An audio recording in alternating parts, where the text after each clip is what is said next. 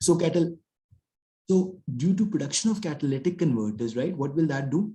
That will reduce your pollution in the society, right? So let me show you. This is positive production externality, right? So upward sloping is your marginal private cost, as you know, right? So this is your marginal private cost, and downward sloping is your marginal private benefit. Just a second, let me write that down for you. So this upward sloping is your marginal private cost, and downward sloping is your marginal private benefit. So these are the two things that you have to draw on the graph first of all, right? Now, where the private benefit and the private cost intersect, what is that? Right? That is the quantity that the market will consume. So this is the quantity that the market will consume. So let's write this down as QM, right? We know this, right? Sorry about the writing. I did tell you that the writing part is a little mess, right? So this is QM. This is the quantity that you will consume. Is this simple? Is this clear? Okay. Now, this being said, since it is positive production externality, what is it? Positive production externality. So think about this. When you produce catalytic converters, what it actually does is that it removes pollution from the environment. It removes pollution from the environment. Is it making sense? Right? So that being said, when pollution is subtracted from this, right? So when pollution is subtracted from this, it will shift your marginal social benefit. So basically, marginal social benefit would be to the right of marginal social cost would be to the right of marginal private cost. Marginal social cost is lower, right? Hoda, are you following me? So why is social cost to the right of private cost? Because social cost is lower than private cost, right? And what's the reason?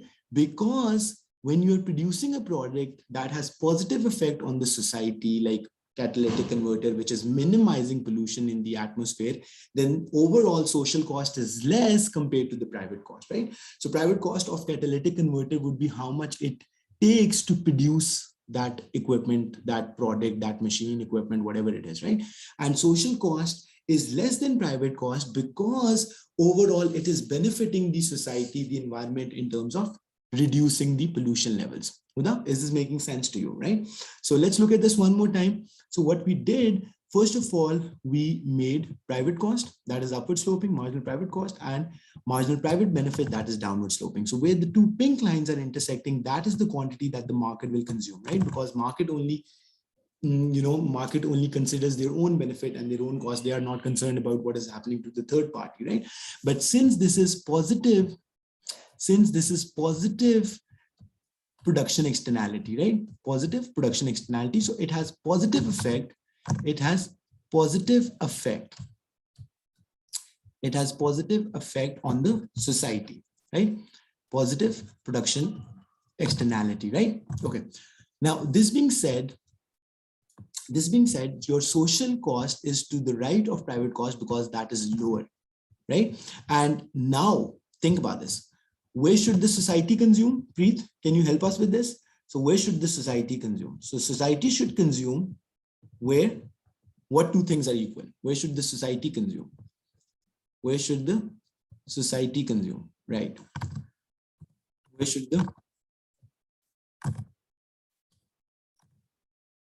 so this is, okay. So society should consume where marginal social cost is equals to, no, right? Marginal social benefit. Yeah, you're right that private benefit would be the same. Okay. Marginal social cost is marginal social benefit. Yeah, perfect. Marginal social benefit. Yeah, that word I was confused because acronyms sometimes can be confusing, right? So where the two intersect, that is where the society should consume. So that is where the society should consume, right? So this is socially desirable level. So QS is your socially desirable level, and obviously it will be higher than what you are currently producing. So you have to increase the production of this product. You have to increase or encourage the production of this product. Now, what can the government do? What can the government do? Preet, Huda, what can the government do to encourage production of things that have positive externality? We have already talked about it. what will the government do to, take the supply, to bring the supply from MPC, which is private cost, to MSC, which is social cost, right? What can the government do, right? Provide subsidies, right? So what do subsidies do, students? So subsidies basically reduce your cost of production, and that means it will shift the supply curve to the right. It will shift the supply curve to the right. Right? Is it simple? Remove any regulations. Very good. Excellent. So, right, if there are any regulations, any bottlenecks in the production process, right? So if the government removes unnecessary regulations, sometimes removing taxation can be helpful. Subsidies is another thing that the government can provide, right? And other regulations around production of that product, because lesser the regulations, more the production of that product, and overall the supply will increase, right? Reduced taxes could also be a solution for that, right? Very good. Excellent. Is this clear? Okay, did you get this part? So, right, by providing subsidies, government will shift or reducing taxes or reducing regulations, the supply will increase and it will shift from this to this, right? So this is one thing that you missed. Then another thing that we talked about, and we will continue, right? Okay, now one last thing for unit 1. So this is still unit 1, right? I'm giving you a quick recap of what we did in yesterday's class, right? So what is cost benefit analysis? Now this is something that you have to listen to carefully. Can you see my screen? Can everyone see my screen, right? So what is cost benefit analysis? Cost benefit analysis is a tool used by the governments across the world to make smarter economic decisions, right? So it's an economic tool. It's a decision-making tool, very nice, that is used across the globe. Every government of every country uses this tool to decide whether they should execute a project or not. So let me give you a simple example, right? So if Pakistan's government is thinking about constructing a dam, right? Or let's say constructing a new highway, or any constructing a new airport, right? Anything of the sort. Now, what they will do, what every government does, is that they will conduct CBA, cost benefit analysis. Now, what is cost benefit analysis? This might be a new term or word for you, but this is the same what we have been talking about again and again, right? So you calculate the social cost of that project and you calculate the social benefit of that project, and then you compare. If social benefit is greater than social cost, you continue with the project. If it's the other way around, like social cost is greater than social benefit, then obviously you don't execute that thing. Is this making sense? Anyone who's confused over here, right? Okay, now how is this different from how private sector decides? How is this different from how private sector makes decisions? Can anyone of you tell me?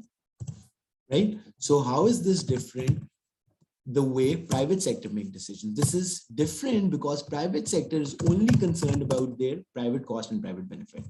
Private sector,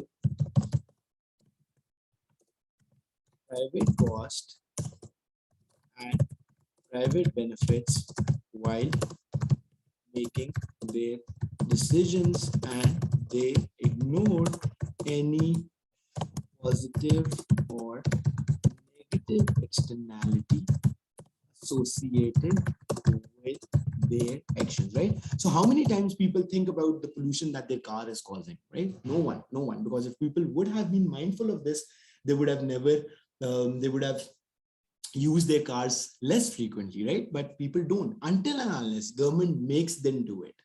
Until and unless government makes them do it. Now, this is a very, important point that I want you to understand completely. Now, think about this, Sudha. Since private sector, think about this, as I've given you a couple of examples before as well, every person who's smoking in a room, until unless there are no regulations around it, or until unless people don't tell him or her to go outside the room to smoke in the open, right, so that other people do not inhale the harmful smoke, that individual is very less likely to be careful of the externality that is being caused, right? Now, to deal with this problem, the government makes regulations, and the government uses, different regulations and policies to control this behavior. How so? Let me give you a simple example. In a lot of countries, inside smoking is prohibited, completely prohibited. So you can't smoke inside, like in a closed wall, in a room, or in a building, right? You have to always smoke out in the open. US is one of them. I'm sure there will be a couple of other countries as well, so that no one gets to inhale the harmful smoke. First thing. Second thing, a lot of countries have imposed pollution tax on the fuel, right, that people consume in their country. So what that does actually, that is just like taxing. That is just like taxing cars. So what happens when you buy fuel, there is a cost of tax added to it, which increases the price of the fuel and therefore makes it expensive, and hence you use less fuel. You're discouraged. So all the things that we have been talking about,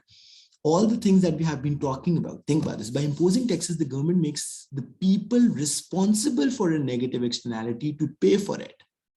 Yes or no? So cigarettes page up, when government imposes taxes on cigarettes, people are discouraged. And from the revenue that the government collects from cigarettes can technically be used to treat people or to treat the harmful effects that smoking have been creating on other people and things like that. Students, are you following me? So this is how cost benefit analysis tools helps government to decide. First of all, it helps governments decide whether they should execute a project or not. So if social benefits are social, then social cost, it's economically feasible, you should do it. If it's not, you should not execute it, right? First thing. Second thing is that if private sector is doing something that is causing a harm to the third party, so what would the government do? Government would impose taxes, regulations, try to discourage that behavior. And if there is a behavior that promotes the welfare of the third party, how so? Think about this. Planting a tree, government would encourage people to do that, right? By how?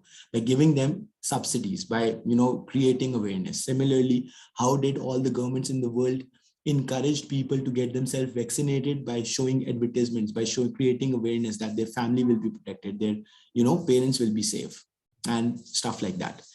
Any confusion so far? Anything that's not clear? Huda, is this making sense? And whatever notes I'm making, by the way, all of these notes will be available to you all to access at your own convenience. By the way, let me quickly show you, since we're talking about the notes, right? So megalecture.com, all you have to do is to search it on the Google, right? Our website will pop up. So what you have to do, right? This is megalecture.com. Okay, then when you go in the notes and worksheets, so you will find a separate tab for my notes. You go in business studies, economics, right? So if you're interested in economics textbook, no, you're interested in economics notes, right? You click on that. And then I'm just showing you in case you have to use it. Economics notes by Qasim Shamim. So you click on this, right? There's so many other notes as well. If you want to access those as well, obviously that's up to you. That's totally up to you, but those are not my notes. These are my personal notes, right? So for instance, just quickly showing you, you're not AS, so forget about it. You guys are A2. So let me show you, right? So where is it? Basic economic, right? So this is the one that we're doing. So you will get to see resource allocation, right? What is economic efficiency? You will also see graphs added to it, right? This is too big of a font. Let me try to, make it small for you, right? Market failure, right? Perfect competition, right? Sunk cost, monopoly, right? All these things, right? So you'll find everything over here. Where the graphs might be in the other, right? But yeah, fine. So you can access these notes on your own. Convenience, right? Are we good on this? So if everything is clear, then we'll move forward. If everything is clear, students, then we'll move forward. Is this clear? Huda, Preet?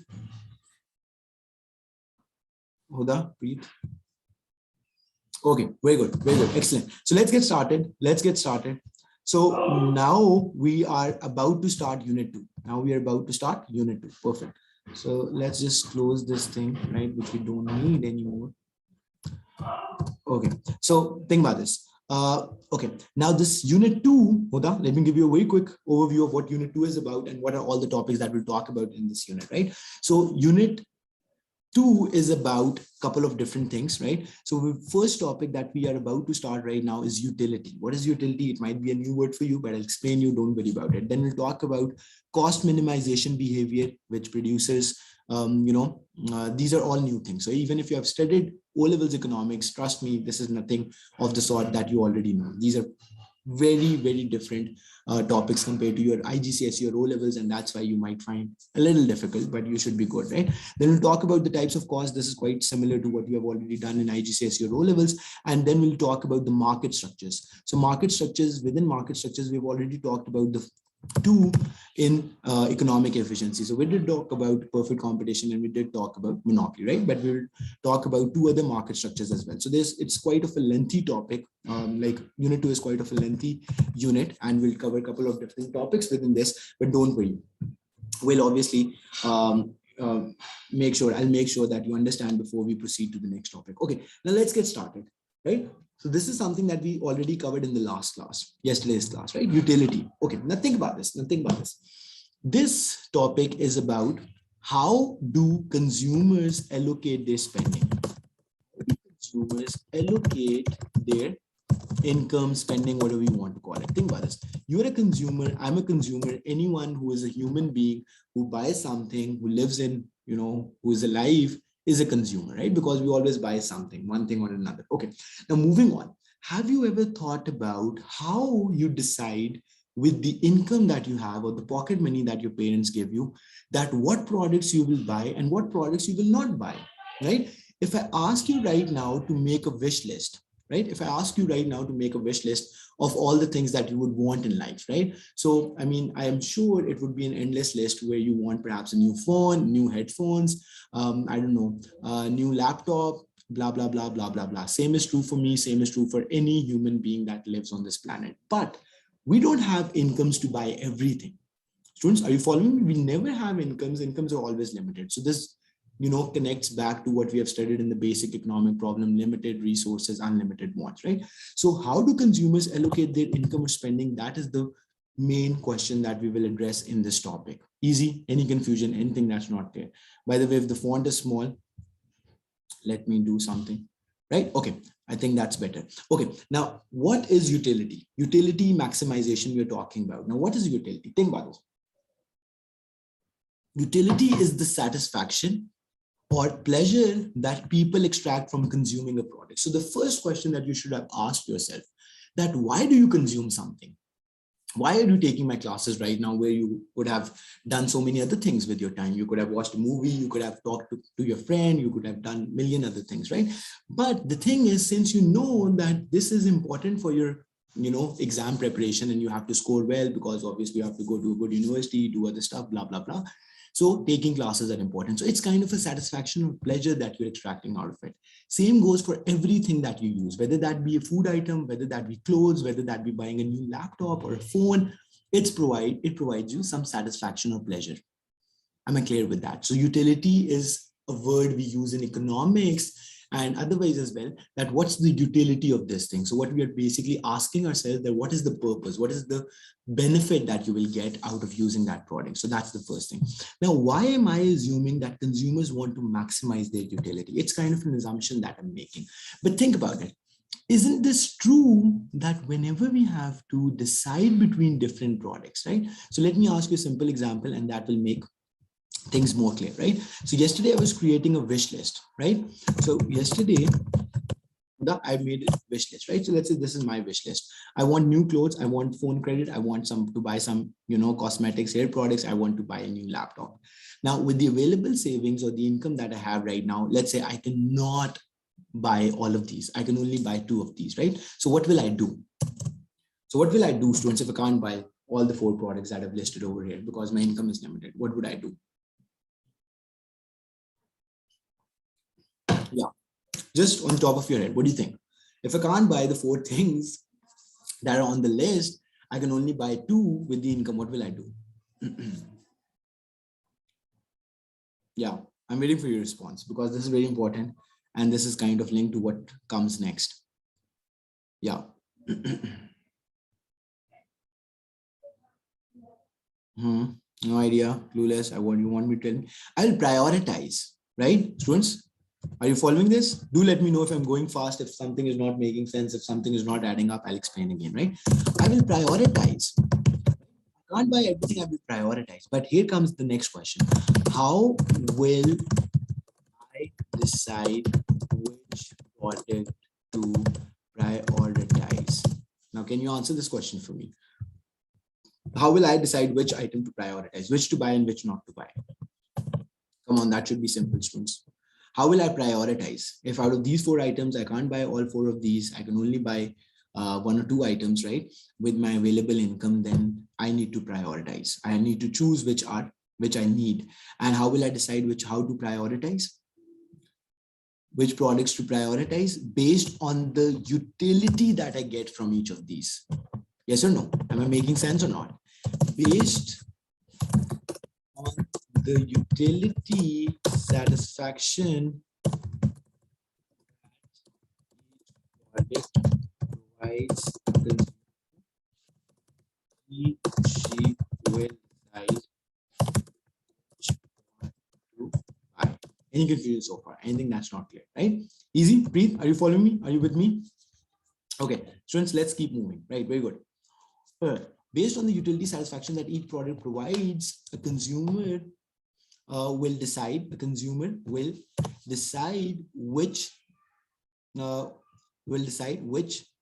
products to buy, right? Simple as it is, right?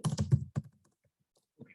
Now, this being said, so what we are doing at the end of the day, now this is something that you have to pay close attention to. So I'm prioritizing my spending on the basis of satisfaction that I get. I repeat myself. I'm allocating my income, I'm allocating my expenditure on the basis of satisfaction that I expect to get from different products. So simple example, and then we move forward from here. So let's say you just have, let's say you have two groups, right? So you have two group of friends. One group is inviting you for a dinner and the other group of friends is inviting you to the movie, right? Students, now, if you think that the friends who are inviting you to a movie and overall you like movie more compared to going out on a dinner, blah, blah, blah, whatever, is giving you more satisfaction, it will be more fun, it will be more exciting. So you obviously opt for that instead of the other option that you had. Am I making sense or not? Right? So long story short, humans always want to maximize their satisfaction out of whatever thing they're using, whatever product they're using, whatever thing they're buying. As simple as that, right? So that's why we started our discussion by saying, what is utility? I'll give you a quick summary about that as well. But the fundamental thing that we will be discussing in this model is how do consumers maximize their utility? It's a lot of theoretical things at the moment, I know, and this might be a little something might not be very clear, but once we come to the graph in a bit, you will know everything is absolutely clear and simple. Okay, are we good on this? What is utility? The satisfaction and pleasure that you get from consumption. What is the purpose of a consumer? The objective of a consumer is to maximize their utility. When we have already seen it, how it works in real life. Okay, now this being said, okay, now one last thing, Huda, and then move on. Preet, I would want you to answer this. Can we measure satisfaction? Huda, you can also give your own response, but Preet, if you want to contribute, you're more than welcome. Can we calculate utility? Now, here's the main thing. If we are about to make a model around it, my question to you would be, can you calculate your utility? Just like you calculate other things. Yes, no? What do you think about that? Right. If you want to read the highlighted text, you may. If you don't want to, you can just think of your own and then just share the idea with me, so we can move forward. Yeah. Can you measure the satisfaction that you get? Can you measure the utility that you get from consuming a product? Right. So yesterday I asked the same question to Preet, and Preet said that I asked him that how will he measure the utility he is getting from taking my classes? And he said the grade that he gets at the end of the day. I mean, okay, fine, makes sense, but that is too much in the future. That's too much. That's good 4, 5, 6 months in the future, right? Now, my question to you is, or forget about even this thing. So when you consume an ice cream, can you measure the utility that you get out of that? Can you tell me, so if you're consuming an ice cream and I ask you how much satisfaction or pleasure do you get out of eating this ice cream? Can you give me a number? Come on, students, shouldn't be that difficult. Without make a guess. So I ask you these questions just to make sure that you're engaged, you're getting, and we are all on the same page. Yeah. Okay. Right. Okay. Huda, so my question to you is simple. When you consume a product, when you're using a new phone, right? So let's say you had a old phone and your parents gifted you a new phone, right? And now you're using your new phone, right? Whichever phone it is. Then can you measure, so for whatever product you consume in your life, can you measure the satisfaction? Can you measure, can you calculate, can you measure the satisfaction that you get out of that? That's my question to you. Can you not?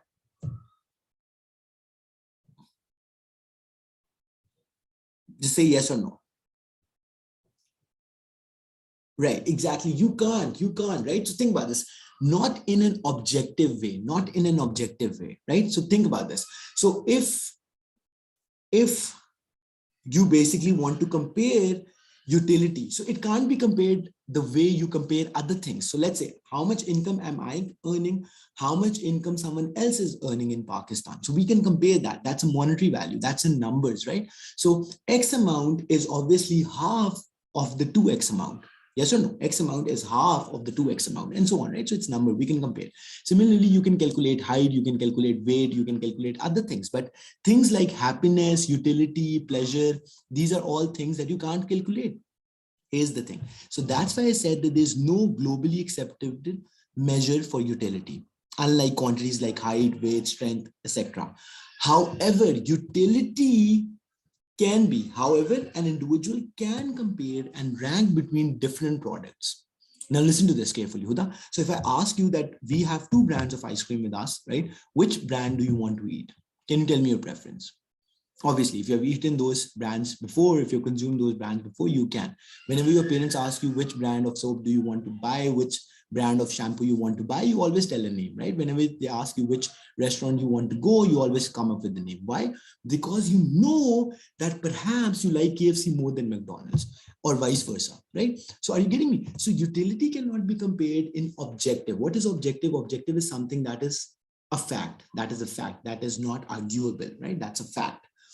Subjective is something that is arguable. That's your own opinion. So when I say McDonald's is better than KFC, so if you ask, 100 people, so perhaps 50 would say one thing, the other 50 would say other thing, right? They can never be an agreement about it. So as simple as that. But what's the bottom line? The bottom line is that an individual can compare, rank between different products based on the satisfaction that he or she extract from each good, right? As simple as that. Now let's get started. Now, here's the main model, right? So utility maximization model, also known as consumer equilibrium, right? Consumer equilibrium model, utility maximization model, these are the 2 names that you will hear and read in your textbook and in your exam paper and all these different places. So what is the objective? So here's the starting point. The objective of a consumer is always to maximize his utility from the available amount of income. So why did I say available amount of income? Because everyone knows that income will always be a constraint. It will always be limited. Now, just like any other model, so there are some assumptions in this model that we are starting off with, right? I'll send you the new link, don't worry about it.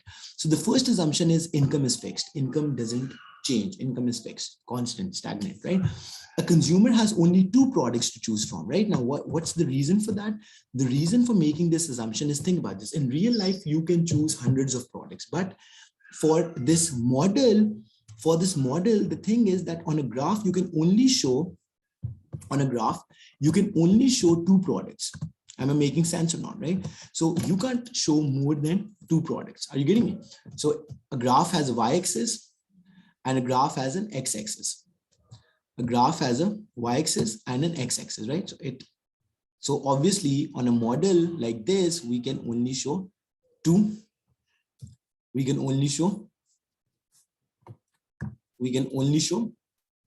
products, but in real life, that's not true, right? So that's why I said it's unrealistic. This assumption is unrealistic, right? Okay, are we getting this? Okay, now income is fixed. First assumption, there are only 2 products that a consumer can choose between. The prices of each of these products is fixed. The price of each of these products is fixed. The prices don't change during a certain time period. And a consumer spends all of his income and does not save anything. Now, this is another very important assumption that you need to be clear with. A consumer spends all of his income and does not save anything for the later. Now, what do we mean by that? This is that, think about this. If you have to maximize your utility, right, you would want to spend as much income, like all of your income, right, and not save anything. Now, again, this is something unrealistic. Why is this unrealistic? Because, right, this is unrealistic because the idea is simple, right? In real life, we do know people do save things, right? Do save their income for the future expenditure and all that, right? So there are some unrealistic assumptions, but that is the purpose. The purpose of a model is to make it simple and easy to understand, simple and easy to use and easy to understand. How many of you are getting me what I'm saying over here? Preet and Huda, are you absolutely clear? So I've brought you at par with what you missed, right? Now let's get started. Students, right? And it was a good refresher for everyone. Okay, now think about this. Let's assume this is, excuse me, right? Excuse me. Okay, now this is the consumer equilibrium model. This is the consumer equilibrium graph, consumer equilibrium model, whatever you want to call it, that we are about to make, right? Now let's get started. So let's assume there are two products that a consumer is choosing between. One of those is any two products that you want to name, right? So you can, I usually take the names of Coke and chocolate, right? But I mean, obviously there's no restriction on that. You can choose any two products that you think a consumer would want to consume, right? So let's assume there is Coke. The two products that a consumer wants to choose between is Coke and chocolate, right? But I mean, both are starting with C, so that will make our life a little complicated. So let's choose something else with a different name, right? Okay, so just writing that is a message. Okay, now let's assume you are choosing between two products. One is Coke and the other one is, let's say, what would be a good example, right? Ice cream, right? As simple as that. Okay, now these are the two products that you are choosing between, right? And let's also assume the price of each of these two products. Let's assume the price of each of these two products, right? So how about, since most of our in our exams and everywhere we're assuming the currency to be in dollars, so how about we assume in dollars? But obviously there's no reason why you can't assume your prices in anything else, right? So let's say Coke, a bottle or can of Coke is for $2, and a cup or a scoop of ice cream is for $5, right? Is this clear so far? Preet and Huda, is this clear, right? Now, the next thing that you guys need to assume that how much is the income? How much is the income, right? Because without knowing the income of a consumer, you can't tell how much he or she can afford, right? So income is a very important thing over here, right? So income, let's assume, is $100, right? So the total income that is available for a consumer to consume is $100, right? And obviously you can assume any values that you want to. So I'm assuming simple values so that it is not very difficult for us to make the calculations. Right, for at 610, right. Okay, right. Perfectly fine. So the lecture will be available to you tomorrow morning. So I will highly appreciate if you can watch that, so that the classes that we have, the class that we have tomorrow from 7 to 7:45 and the classes, extra classes that we will have on Saturday and Sunday, you are at par with the class, right? I know there has been some, inconvenience caused by me, right? Perfect, right? But once everyone is at par, then it should not be a problem. Okay, so thank you for informing me. Huda, you can leave whenever you want to. Okay, now moving on. Preet, is everything clear? Now think about this. Let's assume you are taking the quantities of Coke on the x-axis and you are taking the quantities of ice cream on the y-axis, right? So let's just write ice cream. Now think about this. We are about to make something known as budget line. What are we about to make? So the thing that we're about to make is known as, that thing is known as budget line, right? Budget line. Okay. Now what does budget line show you? Budget line shows you how much can you afford with the available income. How much can you afford, right? Okay. Now let's assume that you spend all of your income on Coke. You spend all of your income on Coke, and on the y-axis, it will show you if you spend all of your income on what? If you spend all of your income on ice cream, right? Now, my question to you is, Preet, if you're spending all of your income on Coke, what is the maximum quantity of Coke that you can consume or buy? Right now, budget line, what does budget line show? Budget line shows how much a consumer can afford with available amount of income. Budget line show affordability. How much can you afford with available amount of,